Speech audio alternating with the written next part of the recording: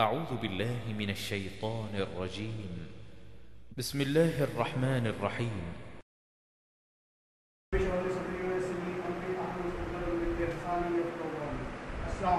वालेकुम अस्सलाम। आज का जो हमारा मौजूद है वो is life just a game है। गेम अपनी जिंदगी क्या सिर्फ एक खेल है। हम लोग ऐसे काफ़ी डिसीजंस लेते हैं अपनी ज़िंदगी में, अपनी जवानी के टाइम पे, जो जाके हम जब बुजुर्ग हो जाते हैं, उस उम्र में पहुंच जाते हैं, वो जब इफेक्ट करते हैं। वो कभी डिसीजन हमें जल्दी इफेक्ट करना शुरू कर देते हैं, कुछ काफ़ी टाइम बाद इफेक्ट करते हैं। ये जो इफेक्ट्स होंगे ये इस तरह के हैं कि हम अपना जो आगे की लाइफ को कैसे स्पेंड करने वाले हैं,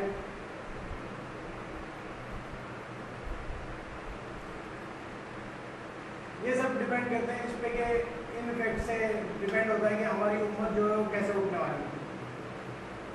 अब अगर हम देखें, हमसे पहले हमारे माँ बाप वो लोग थे, उन्होंने अपनी ज़िंदगी कैसे बिताई, ये इससे अब फर्क नहीं पड़ता। उन्होंने हम लोगों को कैसे उठाया, इस बात से फर्क नहीं पड़ता। उन्होंने हमें दीन सिखाया नहीं सिखाया, इस बात से कोई फर्क नहीं पड़ता। इस बात से कोई फर्क नहीं पड़ता है कि उन्होंने हमें हुज़ूर की जो तालीमात की वो सिखाई या नहीं। इस बात से कोई फर्क नहीं पड़ता कि उन्होंने हमारे दिलों में कुरान के लिए प्यार जगाया या नहीं। अब जो फर्क पड़ता है वो ये है कि हम क्या कर रहे हैं और हम क्या करने वाले हैं। क्योंकि अब से 10-20 साल बाद, 30 साल बाद जो हमारे बुजुर्ग हैं, जो फिलहाल हैं, वो शायद नहीं रहेंगे। और उस टाइम पे चाहे हम चाहें या ना चाहें, जानते हुए या अनजाने, हम ही वो लोग होंगे जिनके कंधे पे इस उम्मत की जिम्मेदारी होगी, जो इस उम्मत को आगे लेके जाने वाले होंगे। यानी कि 20 साल बाद, 10 साल बाद, 30 साल बाद हम ही वो लोग होंगे जो आज हमारे माँ बाप हैं, हम उनकी जगह आ जाएंगे।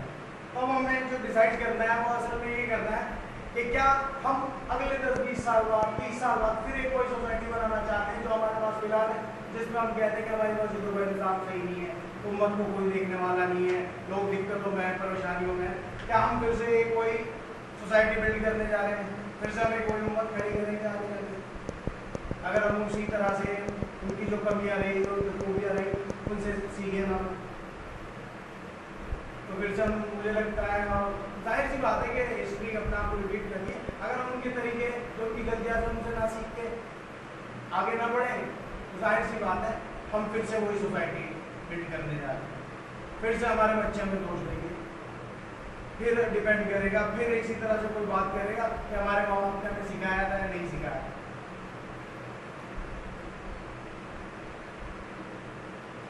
और जो स्टेट्स हैं अभी मुस्लिम उम्मत के बारे में, वो कहते हैं कि इस टाइम दुनिया में जो सबसे ज़्यादा मुसलमान हैं वो यंग है, यूथ सबसे ज़्यादा है। More than 50% Muslims are youth.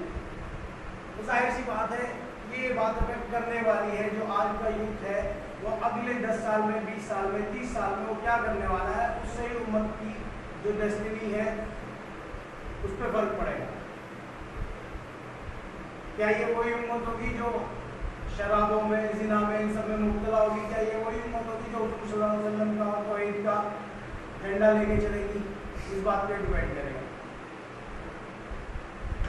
और एज ए यंग मुस्लिम जो है शबाब के तौर पे, जैसे कि हम लोगों के कुछ मुद्दे होते हैं जो हमेशा हमारी मस्जिदों में, हमारे मदरसों में, जिनके बारे में अक्सर बात नहीं की जाती, और हम लोग चाहते हैं कि उनके बारे में बात करें जो सामने स्पीकर।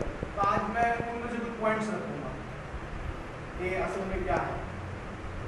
सबसे पहला जो मेरा पॉइंट है वो है हम लोगों को क्या इफेक्ट करता है। उसका सबसे पहला पॉइंट है कंज्यूमरिज्म, यानी उपभोक्तावाद, खरीदना बेचना। ये सब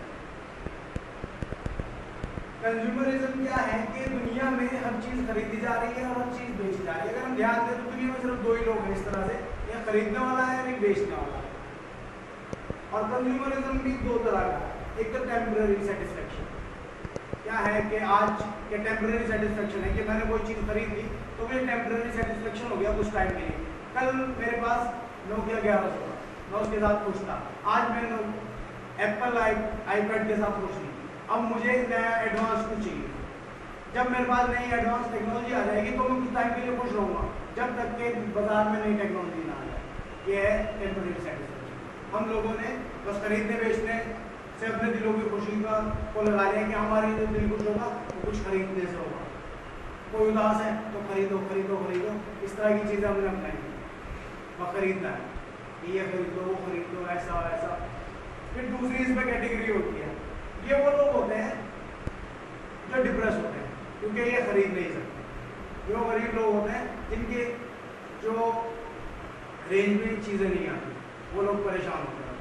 क्योंकि जो पहले वाले उन्होंने एक ट्रेंड सेट किया कि सोसाइटी में भी एक ट्रेंड है और हम इसका हिस्सा हो गए, हम इंटीग्रेटेड हो गए सोसाइटी के साथ, ये चीज़ें खरीदने के साथ। एसेसरीज, इसको स्टेटस जिसको कहते हैं, ये स्टेटस सिंबल है, तो जो इन्होंने स्टेटस सिंबल बना दिया, वो आईपैड को, कार को, जिसको भी चीज़ को बनाया सिंबल बनाया, जो दूसरे लोग हैं वो इसी बात से परेशान है और डिप्रेस है कि उनके पास ये चीज़ें नहीं है और वो अपने आप को सोसाइटी का हिस्सा नहीं मानते और वो उसके लिए, उसका हिस्सा बनने के लिए हमेशा तो परेशान रहते हैं या कोशिशें करते रहते हैं। और इस कंज्यूमरिज्म का जो सबसे बुरा हिस्सा है, ये जो लोग हैं जिनसे हम चीज़ें खरीद रहे हैं, असल में जो ये चीज़ें बनवा रहे हैं, जो बिजनेसमैन हैं, वो लोग क्या कर रहे हैं, वो हमारे भाई बहनों से, बांग्लादेश के, मलेशिया के, इंडोनेशिया से के मुसलमानों से या और भी लोगों से, सिर्फ मुसलमानों से नहीं, बहुत कम पैसे वो चीज़ें बनवाते हैं या उनसे खरीदते हैं और फिर वो वही चीज़ें हमें महंगे दामों में बेच देते हैं। मेहनत कोई गुलाम की ज़िंदगी जी रहा है और फ़ायदा कोई उठा रहा है और हम उस चीज़ को महंगा करके खरीद रहे हैं। अब क्या है, ये वही लोग हैं जो डिसाइड करते हैं कि हमें क्या पहनना है, क्या हमें जूता में कैसे पहनना है। अगर वो कहते हैं हमें हाई हील पहनिए तो हम हाई हील पहनते हैं, अगर वो कहते हैं हमें नैरो बॉटम पहननी है तो नैरो बॉटम पहननी है, अगर वो कहते हैं हमें लो जीन्स पहननी है तो लो जीन्स पहननी है। अब मतलब सवाल ये है कि कोई आपकी चड्डी देखते हैं, चड्डी का कलर क्या है, उसे देखने में इंटरेस्टेड नहीं है, मगर आप उन्हीं को फॉलो करना है। एग्जैक्टली बात ये है कि हम बस, हमारा रोल मॉडल यही है। कोई गाड़ी वाला होगा, बड़ी गाड़ी वाला, वो हमारा रोल मॉडल है, कोई पैसे वाला होगा, वो हमारा रोल मॉडल है। हम ये नहीं देख रहे कि वो क्या करता है, पैसा उसका कहाँ जा रहा है, जायज़ है ना जायज़ है, क्या हम देख रहे हैं, सिर्फ पैसा। तो कंज्यूमरिज्म जो है, इसकी सारी जड़ें इस तरह से निकल के आती हैं। और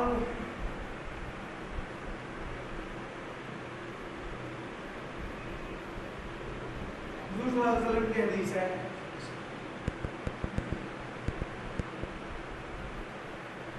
कि जो इब्ने आदम है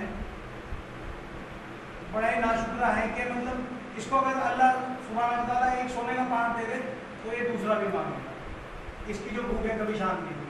तो हम जितना भी कंज्यूम करें, जितना भी चीज़ों को खरीद लें, इस्तेमाल कर लें, हमारी भूख कभी भी शांत नहीं होती। आज 10 साल पहले नोकिया 1100 का, फिर कलर नोकिया आया, फिर इसी तरह टच स्क्रीन आए, अब इसी तरह ये चीज़ें बढ़ती जा रही हैं और हमारी भूख आज भी शांत नहीं होती। जो 10 साल पहले, 20 साल पहले जिस घर का खर्चा 3000 रुपये से चल रहा था, आज वो घर 30,000 में, 40,000 में खुश नहीं।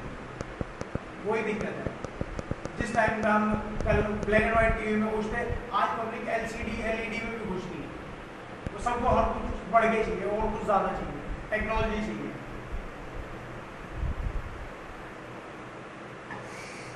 और फिर यही चीज़ जो इफेक्ट करेगी हमारे साथ आगे ज़िंदगी में कैसे करेगी। आज के टाइम पे हमारे माँ बाप, हमने जो कहते हैं सुना होगा, उनका कहना है कि हम वो नहीं देखना चाहते, हम अपने बच्चों को वो चीज़ें फील नहीं कराना चाहते जो हमने अपने टाइम में दिक्कतें महसूस की हैं। माँ बाप जानवरों की तरह लगे पड़े हैं काम में, दिन रात अपने बच्चों को पढ़ाने के लिए, उनको अच्छी तालीम दिलाने के लिए, उनको अच्छी ज़िंदगी दिलाने के लिए। वो कहते हैं कि हमने जो दिक्कतें झेली हैं हम वही नहीं देना चाहते। अब से 10 साल बाद, 20 साल बाद, 30 साल बाद हम भी वही लोग होने जा रहे हैं कि हम वो दिक्कतें नहीं झेलेंगे, जो हमारे बच्चे वो दिक्कतें नहीं झेलेंगे जो हमने झेली थी। हमारी दिक्कतें क्या थी कि हमारे पास एक अच्छा टीवी नहीं था, हमारे पास एक बड़ा मोबाइल नहीं था, हमारी दिक्कतें ये बनी। हमारे घर वालों की भी दिक्कतें कुछ इसी तरह से।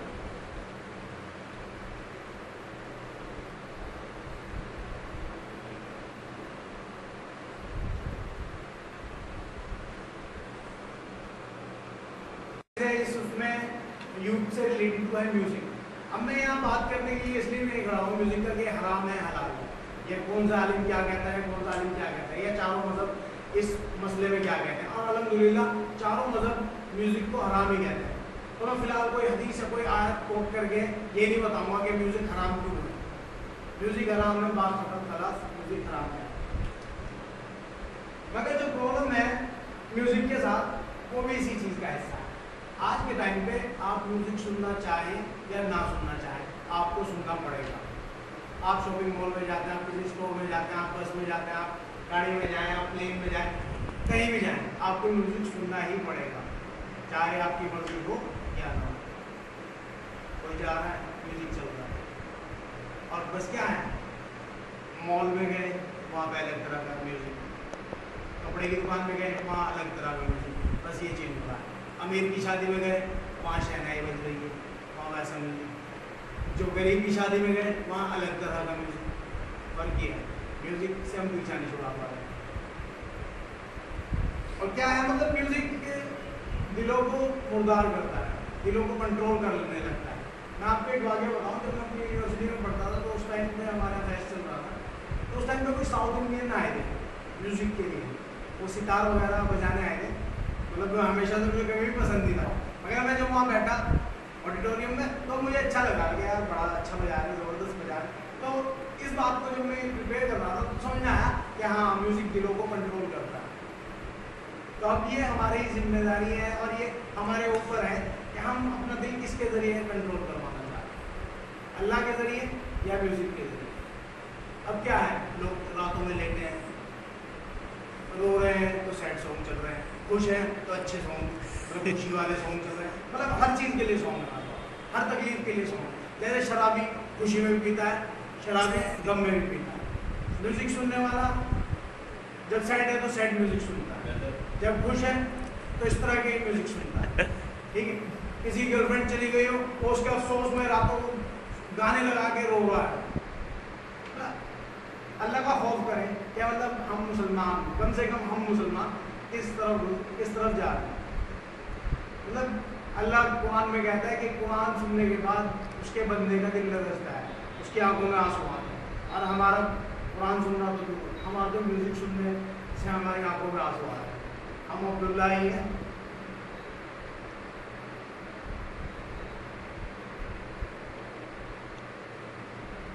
अब खैर ये बात है कि म्यूजिक का चलन कितना ज़्यादा है क्यों वहाँ, तो भाई मुसलमान की समझ में बात क्या रहा, फिर आखिर क्या है।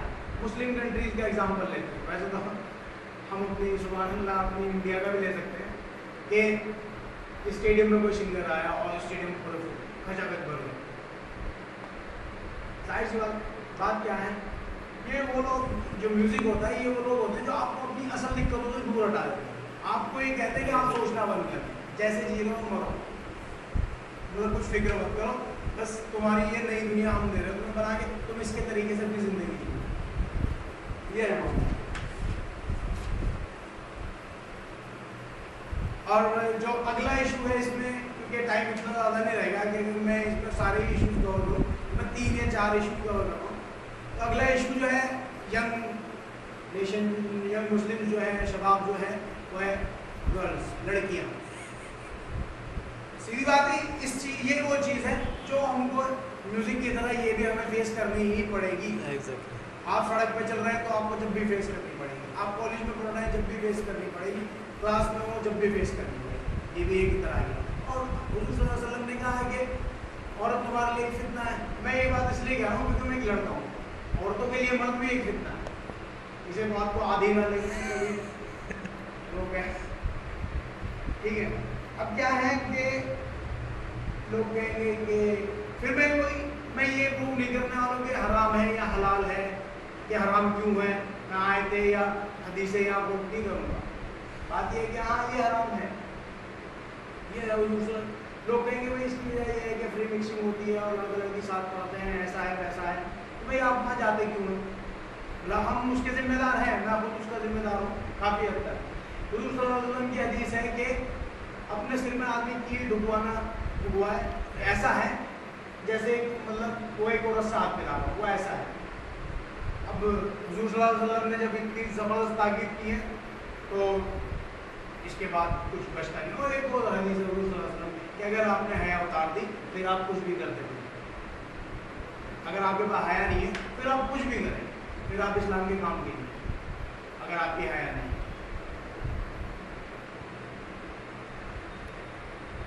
और हुज़ूर सल्लल्लाहु अलैहि वसल्लम की एक और हदीस है, जब एक मर्द और एक औरत साथ होते हैं यानी कि अकेले होते हैं, तो वो अकेले नहीं होते, उनके साथ एक तीसरा शख्स होता है, वो शख्स होता है शैतान। लोग बड़े दावा करते हैं कि मैं फलां को बहन मानता हूँ, मैं फलां को भाई मानती हूँ, मगर शैतान किसी को ना भाई मानता ना बहन मानता। वो कभी भी किसी के दिमाग में फितना डाल सकता है, किसी के भी दिलों में वसवसे डाल सकता है। तो हमें कोशिश करनी चाहिए कि हम इन चीज़ों से बचें। अब जैसे कि हम घूमते रहते हैं, फिरते रहते हैं, तो क्या है कि वो जो औरतें हैं वो मार्केट की जा रही हैं। आप सड़कों पे देखें औरतें, पोस्टर्स पे देखें औरतें, होर्डिंग्स पे देखें औरतें, टीवी खोलें औरतें, फिल्म देखें उसमें भी औरतें।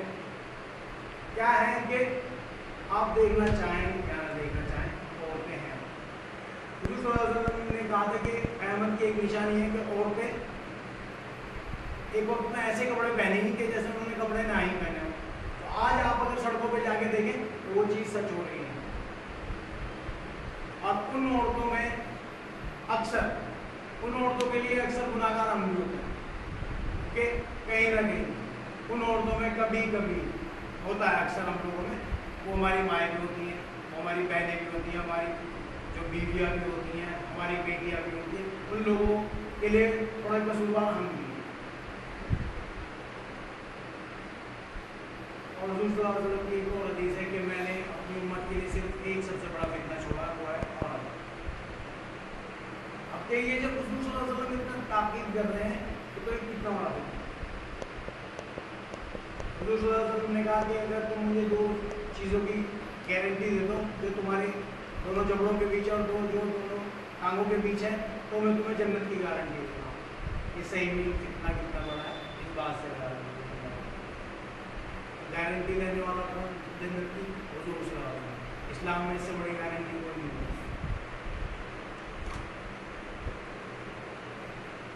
और क्या है कि अक्सर देखा जाता है लोग जब बाहर पढ़ने जाते हैं, इस तरह के माहौल में जाते हैं, फ्री मिक्सिंग होती है कॉलेजों में, इस तरह तो बड़ी अजीब सी जिंदगी जी रहे हैं।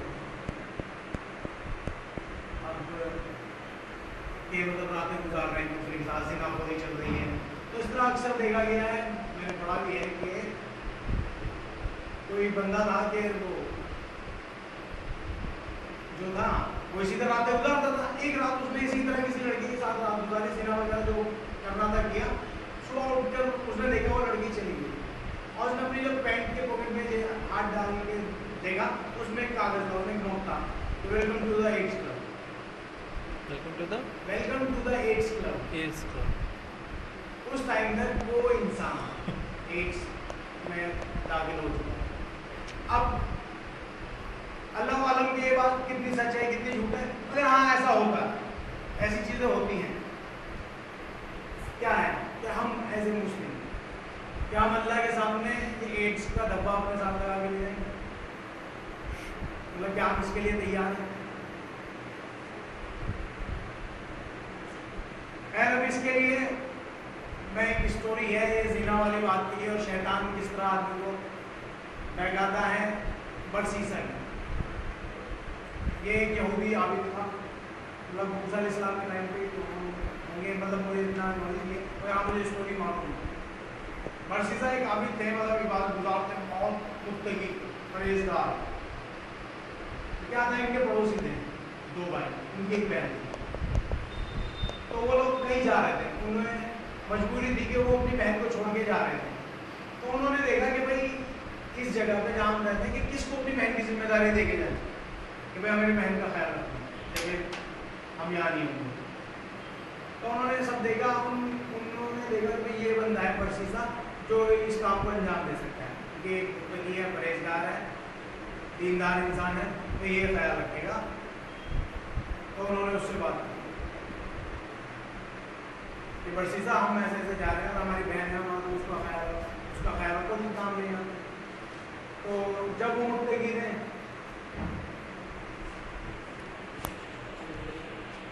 बहन थी, तो उन्होंने सोचा कि वो अपनी बहन को छोड़ के जा रहे थे, तो उन्होंने सोचा कि हम अपनी बहन की जिम्मेदारी किस इंसान को सौंप के जाएं इस जगह पे जहाँ रहता है। तो उन्होंने जब मालूम किया, देखा, तो बरसीसा को उन्होंने कहा कि भाई तुम हमारी जो बहन की जिम्मेदारी है वो संभालो। अब बरसीसा मुत्तकी आदमी थे, उन्हें पता था, उन्होंने कहा कि नहीं, मैं ये नहीं कर सकता। उन्होंने मना कर दिया। अब वो लोग वापस चले गए। अब शैतान बरसीसा के पास आता है और दिलों में वसवसा डालता है कि ऐसा है, तुम तो मुत्तकी हो, तुम एक बेहतर इंसान हो, तुम्हारे पे फिर भी यकीन किया जा सकता है कि तुम कुछ गलत काम नहीं करोगे। मगर अगर कोई और आदमी उन्होंने चुना और गलत हुआ और उसने इस लड़की के साथ गलत किया तो ये गलत हो जाएगा। शैतान ने वसवसा डाल दिया और अच्छा काम कर डाला कि भाई तुम मुत्तकी हो, तुम उसका ख्याल रखो। तो बरसीसा के दिमाग में आया कि हाँ बात सही है। बरसीसा गया और कहा कि भाई ठीक है, मैं आपकी बहन का ख्याल रखूँगा। उन्होंने बात की कि भाई मैं आऊँगा आपके, मेरा घर है ये, आप आएँ, मैं घर के बाहर खाना रखूँगा, सब रखूँगा, आप उठा के ले जाएँ, ना मैं आपको देखूँगा, ना मैं आपसे बात करूँगा, ना आप मुझसे बात करें। जो उन दो भाई की बहन थी उसको कहा ठीक है। ऐसे ही मामला चलता रहा। तो शैतान फिर आया। शैतान ने कहा कि वो जो लेडी है वो वहाँ से यहाँ तक आती है और घर से निकलती है। अगर इतने में किसी और इंसान की उस पर नज़र पड़ गई और किसी ने कुछ गलत हरकत की या वो किसी चीज़ में मुब्तला हो गई तो ये गलत हो जाएगा, कि मतलब उसे दिक्कत हो जाएगी। शैतान ने फिर एक अच्छी बात डाली थी वहाँ पर। तो इससे बेहतर है कि तुम उस लेडी के घर पे रख के आओ खाना, जो भी ज़रूरत की चीज़ है। बरसीसा ने कहा ठीक है। अब बरसीसा ने ये काम करना स्टार्ट किया। वो जो लेडी थी उसके घर के दरवाजे के बाहर रोज रखते रहे खाना रखते रहे, जो भी जरूरत के सामान थे। फिर शैतान फिर से आया। फिर दिमाग में इतना डाला कि भाई ऐसा है, मालूम तो करो, बात तो करो, थोड़ी पता तो चले कि क्या दिक्कत है क्या नहीं है। क्योंकि अगर ये किसी और से बात करने लग गई और वो गलत आदमी निकला तो पता नहीं है क्या करें। तो बरसीसा के दिमाग फिर आया कि हाँ बात है। तो उसने कहा कि ठीक है, मैं अब से दरवाजा थोड़ा खोल के सामान उसमें रख दिया करूँगा और वहाँ से बात कर लिया करूँगा 1-2 मिनट। अब बरसीसा ने यही करना स्टार्ट किया। तो बात करनी स्टार्ट की। कभी शुरू में 1 मिनट, 2 मिनट, 5 मिनट, 10 मिनट, पूरा दिन। तो ये स्टार्ट हो गया। बस ये स्टार्ट हो गया। फिर एक दिन उन दोनों ने आपस में ज़िना कर दिया।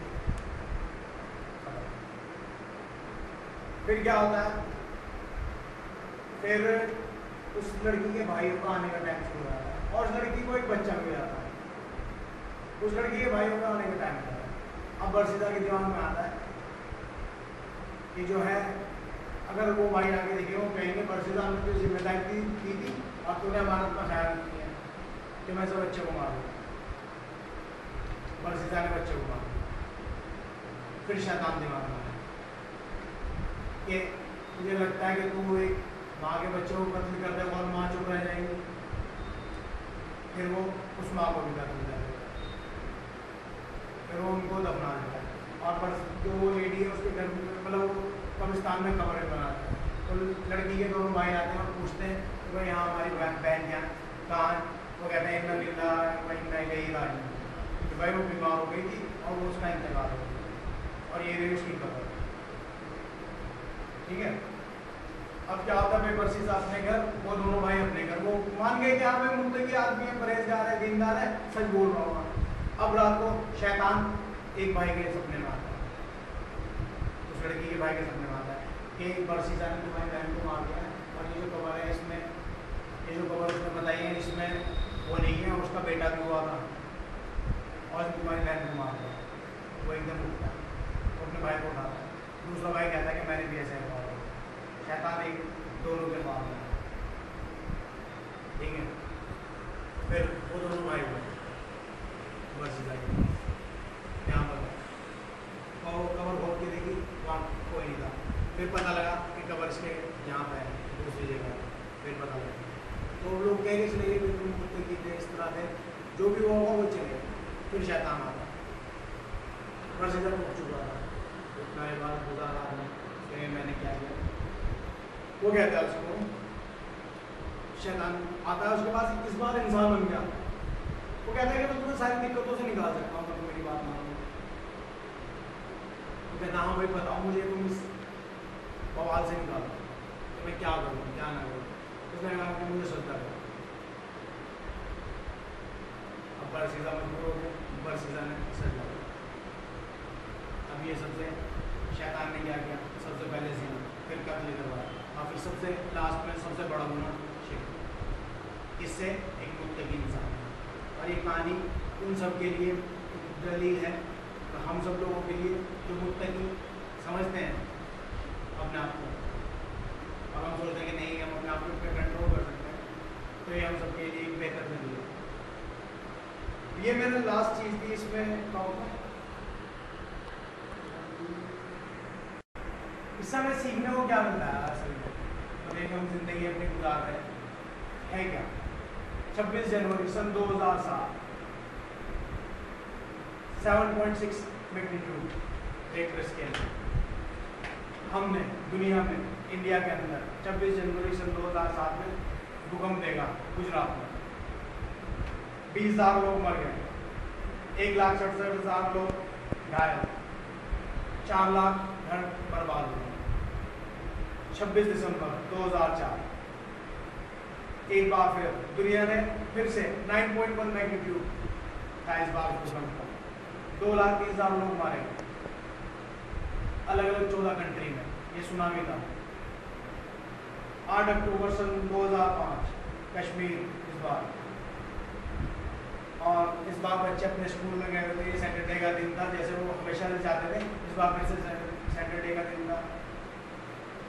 एक भूकंप आता है रिक्टर स्केल पे 7.6 मैग्नीट्यूड, 75,000 लोग मारे गए। विलेज के विलेज, टाउन के टाउन तबाह हो गया, बर्बाद हुआ। 11 मार्च सन 2011, अभी कुछ टाइम पुरानी बात, 38.9 मीटर ऊंची लहरें आती हैं और पूरा जापान को तबाह कर जाती हैं। 1,25,000 लोग, 1,25,000 बिल्डिंगें तबाह, 15,093 लोग मारे गए। और इस सब में एक जो पूरा स्टेट है कि 6,30,000 लोग इन तीनों हादसों में मारे गए। अब मेरा जो मकसद ये स्टेट बताने का नहीं है कि क्या हो रहा है क्या नहीं हो रहा है, ये नहीं है। इन सब में एक चीज़ कॉमन थी, ये सब लोग जो मारे गए, ये जो मारे जाएंगे, ये जो मारे जा चुके, इन सब में एक चीज़ कॉमन थी। ये सब खा रहे थे, पी रहे थे, गा रहे थे, म्यूजिक सुन रहे थे, कार चला रहे थे, पढ़ रहे थे, लिख रहे थे, इंजीनियर थे, डॉक्टर थे, सब कुछ थे। मगर कॉमन क्या थी, ये मौत आई। तो ये डिपेंड करता है, ये किसी पर डिपेंड नहीं करता कि आप कौन मौत आई है। तो उसके लिए यही है कि हमें तैयारी करना है। मैं बस ये बात करता हूँ मुत्तकी एक्चुअली तकवा से आता है। तकवा का मतलब होता है, जो अरबी का इसका रूट वर्ड है कि बच बच के चलना। जैसे आप कोई जंगल में जाए तो वहाँ झाड़ी हो, कांटे हो, तो उनसे बच बच के चलेंगे, कपड़े बचा बचा के चलेंगे। तो इस्लाम में बच बच के चलना, बुराई से, शैतान से, जो शैतान रास्ते में बैठा है हमारी रात में, उससे बच बच के चलना। और जो बच बच के चलता है उसे मुत्तकी कहते हैं, और चलने को तकवा कहते हैं। तकवा पे चलने वाले मुत्तकी कहते हैं। और आज के टाइम पे देखें आप, म्यूज़िक साइंसेस भी आ रही है, म्यूज़िक साइंस, जिसके तौर पे आज साइंस आपकी कहती है कि आप हिप्नोटाइज कर पाते हैं इंसान को, जो आप कहलवाना चाहते हैं इंसान वो कहता है बाय म्यूज़िक। और फ्री मेसनरी जो काम करती है वो बेसिकली म्यूज़िक पे बात करती है। तो उसके ऊपर कुछ कहें तो बेटर रहेगा। एक्चुअली ये तो है कि मतलब मेडिकल वाले बोल रहे हैं कि भाई म्यूजिक से इलाज होता है, सब होता है। तो मैं वही कह रहा हूँ, मैं बात पे ये कह रहा था कि हाँ म्यूजिक कंट्रोल करता है। म्यूजिक यानी कि संगीत वगैरह, गाने बजाने, ये लोगों के दिलों को मुदार बनाता है। तो अब ये जिम्मेदारी हमारी है कि हमें अपना दिल किससे कंट्रोल करवाना है, अल्लाह से या म्यूजिक से, अल्लाह से या माइकल जैक्सन से, अल्लाह से या आतिफ असलम से, किससे? मतलब ये हमारी जिम्मेदारी है। कुरान के जरिए में चलना है या गिटार के जरिए में चलना है, ये जिंदगी हमारी है, हमें गुजारना है। अब सबको पता है कि मुसलमानों को ये क्लियर करने की ज़रूरत ही नहीं है कि म्यूज़िक हराम है या नहीं है। सबको पता है म्यूज़िक हराम है, इसमें क्लियर करने वाली बात ही नहीं है। अब मैं वही बात कहता हूँ कि हमारे जो नए लड़के हैं, कुछ झगड़ा हो गया तो रात में रो रहे हैं, गाने चल रहे हैं और रो रहे हैं। कोई उनसे भाई क्या हो, कभी तुम कुरान पढ़ के रोए, कभी दुआ में रोए, जितना तुम टाइम रात में बर्बाद कर रहे हो तुम दुआ में कभी लगाया टाइम? ताज्जुद देखी कभी कैसी होती है? ईशा में जाते हो, फजर में जाते हो। बहुत सारे लोगों में मिलेंगे कि हम तो आशिक रसूल हैं, वो कहेंगे तुम वाबी हो। एक बंदा जो दाढ़ी रख के कुर्ते पजामे में सुन्नती लिबास में होगा, मिसवाक लगा रखे उसे कहेंगे तुम वाबी हो, और खुद आशिक रसूल। असल में आशिक रसूल नहीं, फजर के टाइम पे वो जिसे वाबी कह रहे हैं वो तो नमाज पढ़ने जा रहा है, मगर जो आशिक रसूल है फजर के टाइम पे सो रहा है। तो तुम आशिक रसूल थोड़े हुए थे, आशिक बैड हो गए। तो आशिक रसूल रसूल बातें बातें ये आजकल पढ़ रहा हूँ 2-4 दिन से, जो भी लफ्ज़ का इस्तेमाल किया 2-3 चीज़ों उनका वो नहीं समझ आया कि कहते हैं कि सिया है, सुन्नी है, फिर वहाबी है, फिर अहले इस्लाम है। ऐसे 4-5 लफ्ज़ जो हैं वो काफ़ी सुनने और पढ़ने में आए हैं पिछले कुछ दौरान। तो क्या मतलब फ़र्क क्या है? एक्चुअली फ़र्क जानने की, इनकी कमियाँ और खूबियाँ जानने की, जो हमारे लिए सबसे बेहतर वर्ड है वो मोमिन। मोमिन बन के रहे, बिना टेंशन के रहेंगे, दुनिया में भी और आखिरत। नाम कुछ भी बनने की कोशिश ना करें, तो कुरान और हदीस के हिसाब से चले और मोमिन बनने की कोशिश करें, कोई टेंशन नहीं। बस जो है, जो जिसका ग्रुप है, जो जिसका फिरका है, उसे रहने दें। दूसरा वसल्लम के हदीस है कि 73 फिरके होंगे मेरे टाइम में, तो हम उसमें वो कहते हैं ना आग में घी का काम ना करें। क्या हम कहें कि मैं तेरा 73वां बन नहीं रहा था, हम बना रहे 73वां, अब उसमें आग में घी का काम करें। क्या हम खुद अल्लाह की रस्सी को जोर से पकड़ लें, कुरान को, दूसरा वसल्लम की सुन्नत, बस हमारा काम किया। जी, मैं इस कंज्यूमरिज्म से बचे कैसे? और आज के वक्त में आप देखोगे नॉर्मली कि हर कोई स्टाइल दिखता है किसको, फॉर एग्जांपल शाहरुख खान में, और इसमें उसमें स्टाइल का जो कॉन्सेप्ट लोगों के अंदर आ गया कि एक मॉडर्न वो जो कम कपड़े पहनेगा, मॉडर्न वो जो आप अभी बता रहे थे, तो इससे बचे कैसे? और ये क्या असली में मॉडर्न है ये चीज़? एक्चुअली मैं वही कह रहा था कि जो स्टाइल है शाहरुख खान है, अब क्या है, मतलब मुसलमानों की बेहिसी का आलम इतना बुरा है। कैफिया बांधते हैं, इसका ब्लैक एंड वाइट जो सऊदी से हाजी लाते हैं याद होगा। अब क्या है, हमारे लड़कों ने शाहरुख खान को देखा पहने हुए, तो सबने अपना पहनना शुरू कर दिया। और मतलब बेहिसी ये है कि इन्हें ये नहीं पता ये कौन है, एक वजह है फिलिस्तीनियों को सपोर्ट करने की, जो हमारे मुसलमान भाई बहन मारे जा रहे हैं उनके सपोर्ट में हम वो पहनते हैं। इन्हें पता ही नहीं ये क्यों पहनते हैं, क्योंकि शाहरुख खान पहनते हैं। मैंने कहा ना कि ये हाई हील पहनते हैं क्योंकि वो कहते हैं कि हाई हील पहनो, ये लो पैंट पहनते हैं कि वो कहते हैं लो पैंट पहनो, बस ये है। और इससे क्या है, फिर वो ये तकवे की ज़िंदगी जीना जब आदमी स्टार्ट करे तो ज़रूरतें कम होगी। और कंज्यूमरिज्म से बचने का तरीका यही है कि बेफजूल चीज़ें कंज्यूम करने से बचें। जो हम कम पैसे की चीज़ से अपना काम निकाल सकते हैं उससे करें, बेफजूल खर्ची में। क्या कोई ऐसी बुक की है जिसमें तकवे का पूरा तरीका हो, या कैसे चला जा सकता है? मैंने आपको 2 बुक का नाम बताया, कुरान और हदीस। इससे बेहतर बुक दुनिया में ना आई थी ना आएगी। इससे बेहतर बुक नहीं है। कुरान पढ़ना शुरू करें, हल्के हल्के समझना और इम्प्लीमेंट करना शुरू करें। अब हमारे साथ कमजोरी ये क्या है कि हम पढ़ना शुरू कर देते हैं, मगर बस पढ़ते हैं। प्रॉब्लम हमारे साथ यही है, हम उस पर इम्प्लीमेंट करना नहीं शुरू करें। इम्प्लीमेंट करना शुरू करें, जाहिर सी बात है तकवा आएगा, ऐसी बात है। और दूसरा वसल्लम की हदीस है, कुरान को लगाओ अलैका, कि कुरान तुम लोगों के लिए और तुम्हारे खिलाफ हुज्जत है। लोगों के लिए इसलिए हुज्जत है कि हाँ अल्लाह कुरान गवाही देगा कि ये तेरा बंदा था, ये कुरान पढ़ना नहीं जानता था, इसने पढ़ना सीखा। ये जो समझ के नहीं पढ़ सकता था, इसने समझ के पढ़ना सीखा। ये समझ के पढ़ना सीखा, इसने शुरू किया तो इसने चीज़ों पर अमल भी करना शुरू कर दिया। फिर खिलाफ जाएगा कि अल्लाह ये मुझे समझ के पढ़ता था मगर अमल नहीं करता था, कि अल्लाह पढ़ता था मगर इसने मुझे समझने की कोशिश नहीं करी, कि अल्लाह ये मुझे पढ़ता ही था ना, इसने मुझे सीखने की कोशिश की। तो जाहिर सी बात है कुरान हमारे खिलाफ भी गवाही देगा और हमारे हक में भी गवाही देगा। तो भाई एक हदीस है मोहम्मद सल्लल्लाहु अलैहि वसल्लम की, इसमें कहते हैं कि एक वक्त आएगा जब मेरी सुन्ना पे अमल करना ऐसा होगा जैसे हाथ पे अंगारा रखना। और आज को आप देखो, नॉर्मली दाढ़ी रखते हैं लोग, कहते हैं क्यों दाढ़ी रखते हो, स्मार्ट नहीं लगते, उस पर कमेंट करेंगे आप? एक्चुअली इसमें मुझे ज़्यादा वो नहीं है, मगर मैं एक बात कह दूँ, फिर वही दज्जाल के बारे में सब कहते हैं ना कि दज्जाल आएगा, एक हाथ में जन्नत होगी, एक हाथ में दोज़ख होगी, और जो जन्नत होगी वो दोज़ख होगी, और जो दोज़ख होगी वो जन्नत होगी। तो असल में लोग कहते हैं कि दज्जाल आ गया है, मतलब उसके आने का ऐलान हो गया है, उसकी आमद हो चुकी है, तैयारी कर रहे थे मुझे, तैयारी चल रही है। तो जाहिर सी बात है, जो हमें जन्नत दिख रही है, गाने बजाने, बड़ी बड़ी शादी हैं, वो जाहिर सी बात है दोज़ख है। जो हमें दोज़ख दिख रही है, दाढ़ी रखना, नमाज़ें पढ़ना, तक़वे पे चलना, वो दोज़ख दिख रही है हमें, तो भाई मुश्किल है, ये दीन पे चलना आसान नहीं है। वो बस यही बात है, वो दज्जाल के फितने में हम भी फंस गए हैं स्टार्ट में।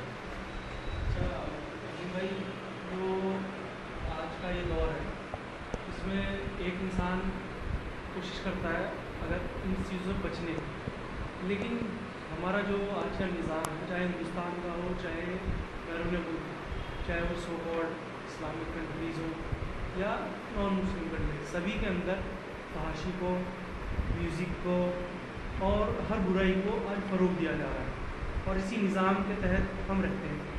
क्या ये मुमकिन है कि ये एक इंडिविजुअल अपने आप पे कंट्रोल कर सकता है, और हो सकता है, लेकिन हर इंसान उतना मुत्तकी नहीं होता, ठीक है? ज़रूरी है आम तौर पे हर आम इंसान इनसे बचे कि इस माहौल पे ही कंट्रोल हो, और ये माहौल इस निज़ाम के अंदर फ़रोग़ पा रहा है। तो क्या ये मुमकिन है कि इस निज़ाम को बदले बिना इस माहौल को बदला जा सके? एक्चुअली मैं ये तो कह नहीं सकता हूँ कि मतलब इस निज़ाम को बदले वगैरह ये मुमकिन है। हाँ, पूरी तरह मुमकिन नहीं है, थोड़ा थोड़ा हम कर सकते हैं। निज़ाम को बदलना ही पड़ेगा, शरीयत आएगी जब ही दुनिया बदलेगी, थोड़ा थोड़ा बदल लेंगे पैचेज के तौर पर, फिर वहाँ पर कितना है, तो इस्लाम को आना ही पड़ेगा जब ही सब ठीक होगा। और दूसरी बात है, ये जो हम फाशी देखते हैं सब जगहों पर, मामला क्या है, ये असली तकलीफ पता है किसे पहुँचाती है? ये सड़कों पर बेहयाई चल रही है, ये असली दिक्कत उन्हें पहुँचाती है जो तकवे वाले लोग हैं। अब जो आदमी घर से पहले स्टार प्लस पे देख के आ रहा नाटक, उसमें भी यही चल रहा, उसमें इससे भी गंदा चल रहा, उसे बाहर आते कोई फर्क नहीं पड़ेगा। जाहिर सी बात है, सड़क पर कम है जितना टीवी में। जो आदमी पहले टीवी में 2 घंटे देख के आया, उसको क्या फर्क पड़ता है? मुझे कोई भी दिक्कत नहीं होगी। तो अभी ये मुल्ला इसलिए बोल रहे हैं, मुल्ला उसे टेंशन है, वो मुल्ला इसलिए बोल रहे हैं क्योंकि मुल्ला भाई देखते कि अलहमदुलिल्लाह टीवी वगैरह इस तरह की चीज़ें, इसलिए उन्हें दिक्कत होती है। और इसका भी सबसे बेहतर एग्जाम्पल अगर मैं कहूँ, अगर कहीं चल रहा है मेरी नज़र, तो तंजीम इस्लामी पाकिस्तान में कर रही है, वो चीज़ों को ला रही है।